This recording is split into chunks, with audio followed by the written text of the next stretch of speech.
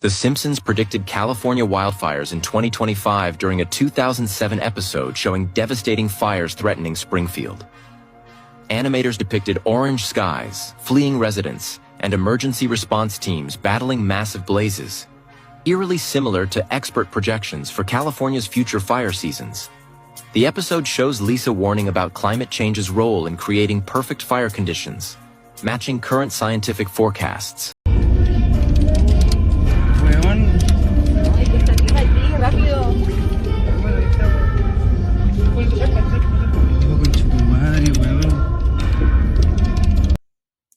Welcome back to Grab Your Brew, and if you're new, welcome. Please like and subscribe. Today we're going to be talking about the California fires, the strange things that I've been coming across, along with how this event triggered my memory from an event that happened in San Francisco.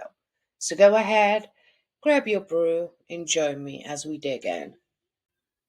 I'd first like to say how deeply sorry I am for all the people affected by this tragedy.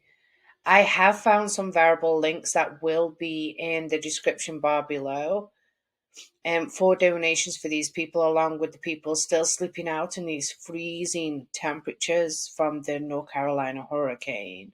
I do want you to be aware today is the 18th of January, and as of the 20th through the 23rd, we're about to get Arctic blasts, and people are sleeping outside with elderly people and children. Please donate if you can. I understand we're all going through hard times, but the links will be below. I do want to warn you that there will be some clips that show that a lot of the devastation going on with the fires. If you can't handle that, please take care of you, and I'll see you in the next video. I also want to add a disclaimer that a lot of this is a lot of my opinion. I am in conspiracy mode at this point, but it is my opinion, so disclaimer. What I'm saying may not be factual. I'm just showing what I've found so far.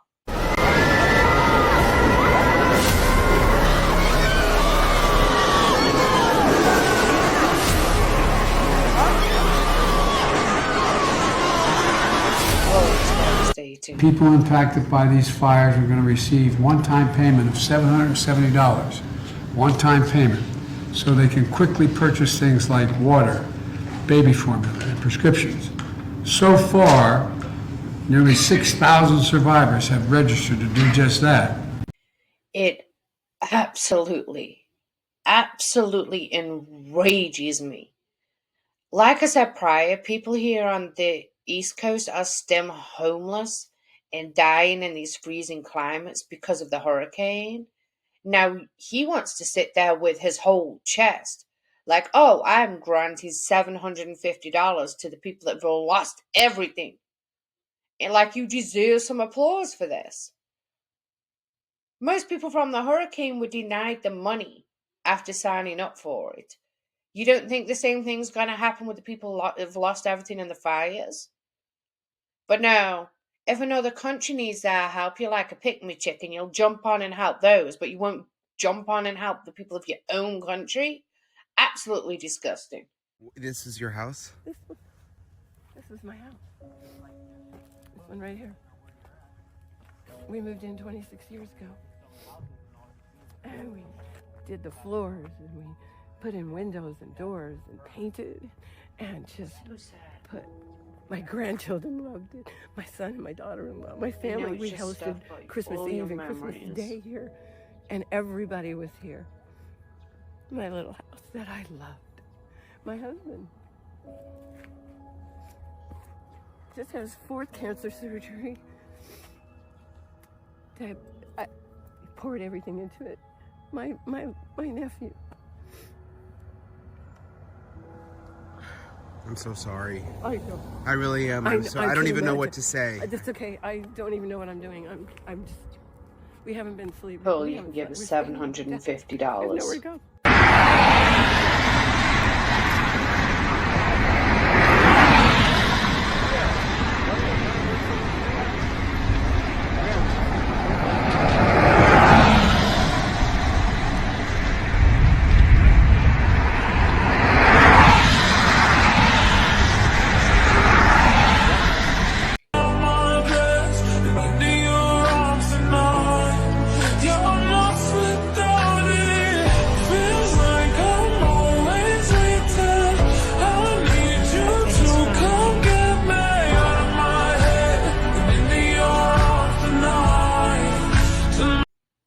ignore any black you see on my hand. My son was painting my hands.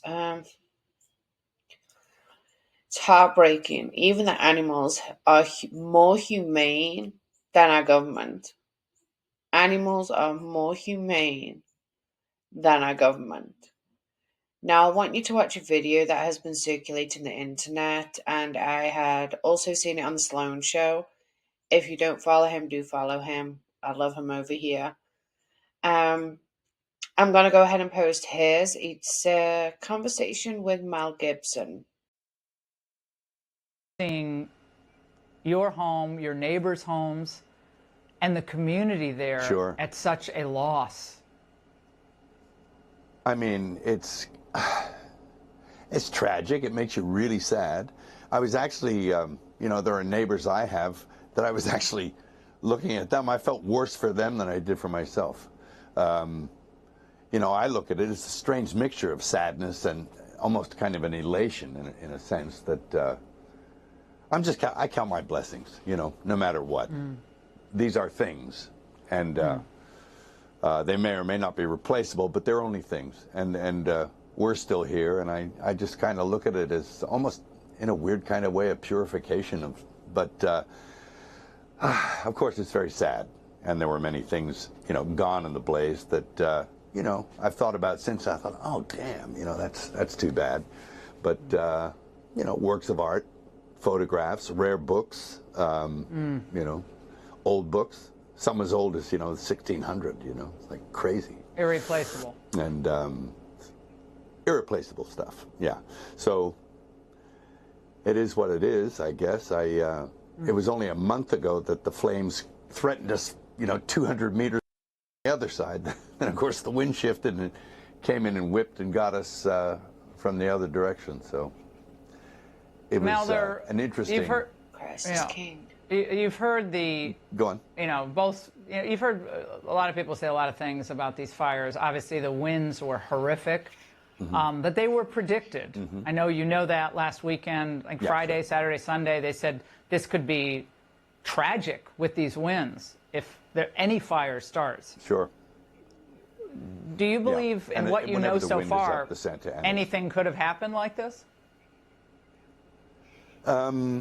Yeah, well, one always suspects that this might happen, but one thinks that the resources, you know, and the capabilities of the men and women will be on standby, that they'll be able to cope with any situation that comes up. But apparently, Christ is king. Some people were asleep on the job, mainly our leaders there.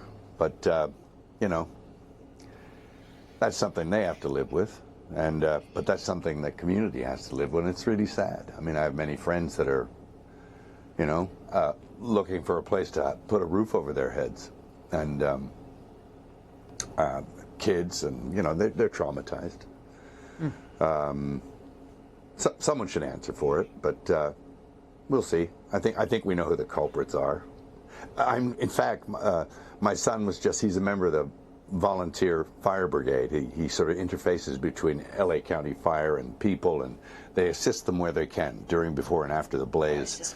And apparently the residents in Corral Canyon caught an arsonist up there, and the guy was all tooled up with fire gear and equipment and stuff like that, and ready to go, and he had been lighting fires. Just to clarify, he's talking about this clip right here. Starting a fire. We need to get that. Put it down. Put it down. Put it down right now. Put it down. Fucking crap. Started up the West Hills fire because that was started at a parking lot. It's going to come over here and light up this area. Oh my gosh! No, this is crazy. I can't even believe it because I'm like a 30-year-old guy, you know. Crazy because I'm like, how does a fire jump literal cities? I know. I can understand there, but all the way over exactly. To West Hills, that doesn't make any sense. Okay. Like she stated in the video, it's mighty funny how they had multiple fires at the exact same time. Here's another video that I want to show you in reference to that. And they are public, so you can look up satellite images. So I do recommend, don't just go off of what I show you. Do your research if you want to. I like to do it so you don't have to. But We're all in our conspiracy heads right now, so please do your due diligence before you start criticizing. I'm just showing you what I've came across before making this video. How?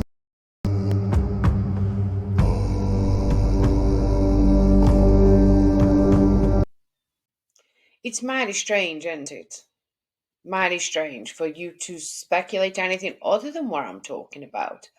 I know you're thinking, hey, Leanne, this could be fake, but like I said, checking the satellite footage is public, so you can do it for yourself. I don't want to give you my sources because then you could be like, well, is this what you looked up? Go look up your own if you want to question it. I'm fine with that.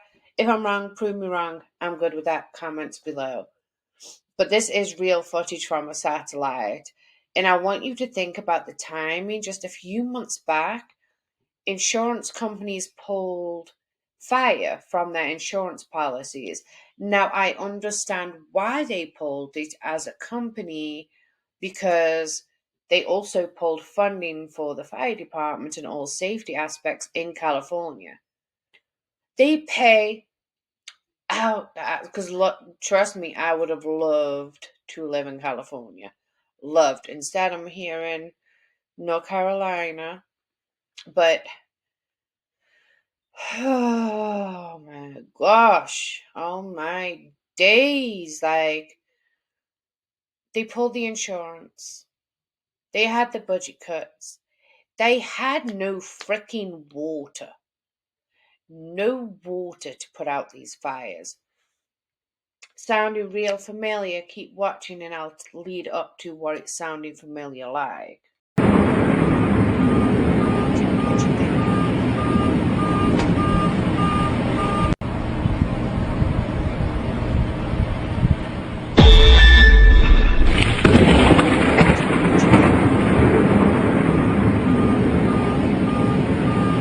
Breaking, video shows drone setting Los Angeles on fire.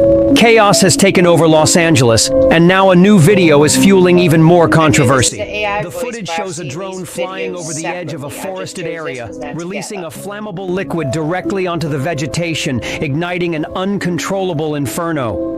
The video, recorded by a witness from a distance, reveals how the device appears to act deliberately, targeting strategic areas to maximize the fire's spread. What started as an isolated blaze quickly consumed hectares of forest, forcing entire neighborhoods to evacuate and leaving thousands in panic. While some have suggested the video might be fake, witnesses at the scene confirmed seeing the drone in action. It moved fast, almost like it knew exactly where to cause the most damage, shared a resident who narrowly escaped.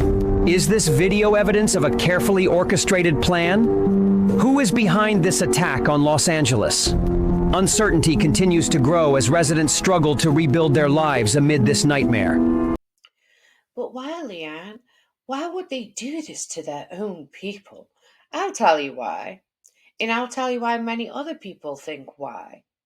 Remember the leaders that Mel Gibson was talking about? Well, I'll let you introduce you to this smarmy, smug man that I don't condone violence. I don't condone violence, but I want to slap that smoke off his face. While all of his people are suffering, he wants to smile. Every interview, guys, every interview I pulled, I'm like, maybe it's a coincidence, whatever. Every interview, while there's burning buildings behind him, he's smiling. I was just talking to Josh Green, the governor of down in Hawaii, who had some ideas around some land use concerns he has around speculators coming in, buying up properties and the like. So we're already working with our legal teams to move those things forward, and we'll be presenting those in a matter of days, not just weeks. Joe Rogan picked up on the strange behavior. To the ground. And this guy's like standing in front of all this stuff, and he's got a smile on his face, and he's talking about land use. The development plans. Watch this. Play this. Give me. I was just talking to Josh Green, the governor of down in Hawaii, who had some ideas around some land use concerns he has around speculators coming in, buying up properties, and the like. So we're already working with our legal teams to move those things forward, and we'll be presenting those in a matter of days, not just weeks. With a big smile on his face. Look at the little wiggle he does with his shoulders. Speculator, watch this. Talking to Josh. Look at this. Look at this little wiggle. It's excited about the possibilities of speculators coming in. And he's saying we're move forward. We're going to move forward on that. These people lost their homes. And comedian Jimmy Dore doubled down, saying, any body language experts know why he's rolling his shoulders after laughing like an idiot after saying he was talking to the governor of Hawaii. And other commentators called his body movements a dance shuffle. This person said, Gavin Newsom does a celebratory dance shuffle while simultaneously smiling at the prospect of external investors buying up land which is still smoking in LA. He even took advice from the one governor of Hawaii where this has already happened. And this commentator blasted his sunny disposition in a time of crisis. How does he laugh and smile, having a jolly good time with all that destruction around him? Is he showing the emotion glee? I can only describe this as gleeful. And this isn't the first time Newsom has smiled his way through an interview during the fires. He grinned while slamming Donald Trump's response to the situation. A state with millions and millions of Trump supporters, Speaker Johnson, and Mr. President-elect, millions of your supporters are out here. They need your help, they need your empathy, they need your care, whatever compassion you can express, as opposed to condemnation and divisive language that has aided and embedded nothing except mis and disinformation that's flamed fear and flamed a lot of anxiety for folks that are simply trying to recover and at the same time our first responders trying to address the emergency at hand, which still hasn't been fully buttoned up. Podcaster Laura Loomer also ridiculed Newsom's response. I mean, is this not Gavin Newsom? Go back to the video of Gavin Newsom. This is Gavin Newsom, disaster girl. That's Gavin Newsom. What is the situation with the water? Obviously, in Palisades ran out last night in the hydrants. Just so perfect, you know, CNN. Block. They left, but there was no water in the hydrant here.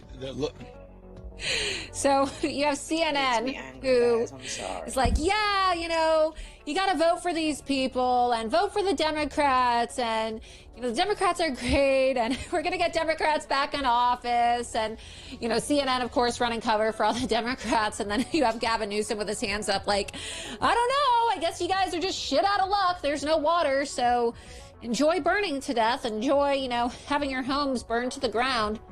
But look at now wait, hold on, there's more. How interesting. A news reporter in LA just revealed that LA might take a bold step in reshaping its future by changing its zoning laws to limit single-family homes as a part of the LA 2.0 rebuild. Developers may soon be allowed to replace single-family residences with duplexes and apartment buildings, paving the way for a modern smart city. How weird. I guess the plans for Smart LA 2028 that were written in December of 2020 seem to be taking shape so effortlessly. Gavin Newsom, of course, has publicly stated that he will not change zoning laws, but he has proven to be a stone-cold liar on more than one occasion. So what do you think? Coincidence or something more? As always, I want to hear what you think about all of this down below. They're designing these new little mini cities that they call districts, where your building is going to have 500 or 600 units for living, then it's going to have office space, then it's going to have retail, all in the same building. Meanwhile, it's only going to have a few parking spaces. They're literally putting huge signs in the streets, and they all look exactly the same, and it says City of Toronto rezoning, and they are all identical. You'll see a building that was there previously getting torn down, and you're going to see what they call a mixed-use development, and it has residences on top, office buildings and retail in the middle and the bottom, and then almost no infrastructure for parking. There's not even enough parking for the people living there. You're supposed to to live upstairs, work somewhere in the building, go to the gym or your Starbucks or your grocery store, everything in the building. So basically, you're living on lockdown your entire life, just like they wanted you to do with COVID. Remember with COVID when you were on lockdown and they said you couldn't go more than 5 kilometers away from your house? Well, if you don't have a car, guess what? You're never going to go more than 5 kilometers away from your house. And that's what the 15-minute city is designed to do. As a 3-time United States Digital City Award winner, the City of Los Angeles has been investing in the infrastructure, the apps, and the data tools to be a globally recognized smart city. But as technology evolves, so our smart city must evolve too. That's why we have developed our Los Angeles Smart City Strategy, known as Smart LA 2028, as a roadmap to the 2028 Summer Olympics. It includes 56 new goals that use technology to transform the way we live, work, and move around LA. Check it out here. Thank you.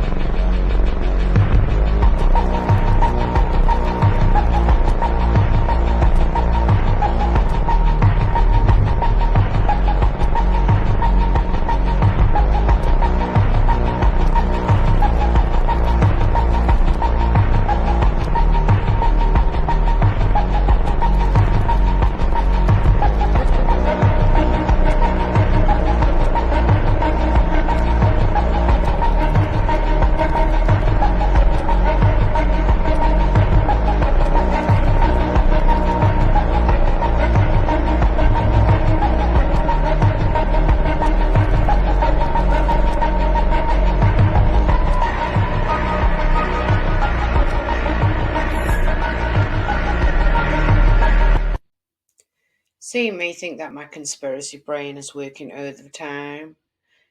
Maybe. I pray that's all that it is. I really do. You see, don't be silly, Leanne. They wouldn't hurt their people, their tax-paying citizens. Oh, really? Let me refresh your memory that you may or may not have seen your history books, because I do see that American history books seem to be missing a lot of the chapters that the rest of the world have. But let me refresh your memory. In San Francisco, 1906, there was a 3-day fire. Now, there was an earthquake, a very devastating earthquake, I will say that. So yes, fire starting is plausible. But throughout time, if you check the History Channel, I may do a deep dive on this if you comment below, but this was a 3-day fire that people have studied throughout since it happened, and a lot of it has been proven that there was arson involved. It wasn't just from the earthquake, there was arson involved. And you can look up these sources or comment below with the word San Fran fire, and I will go ahead and do the full deep dive on that, because it is a lot. It needs to be in a video by itself. And again, my heart goes out to people that are dealing with this. In times like this, we've all got to pray for each other and stay together. And luckily, the people of California have been coming together, and it brings my heart so much warmth when I see all these people praying together. It really does. Because I sense God pulling people.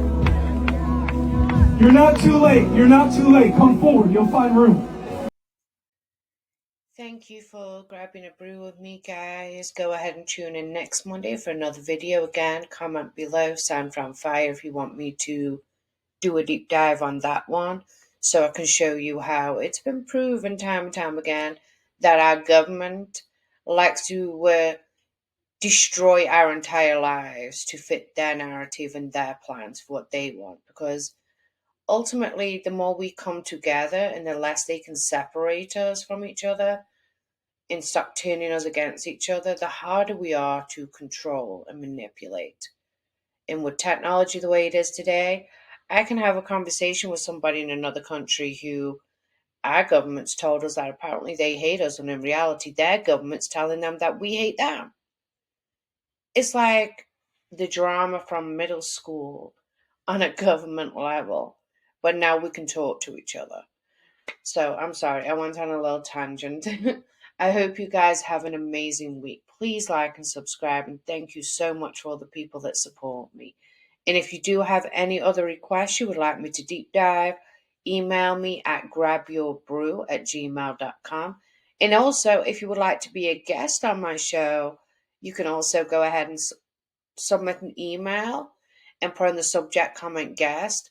And a lot of the times when I have guests, we pick a subject that you want. I research it, then I'll tell you what I found. And either it's brand new to you or you can inform me of some other things. I like to know, guys. Knowledge is power. Thank you so much. Have an amazing week. Bye.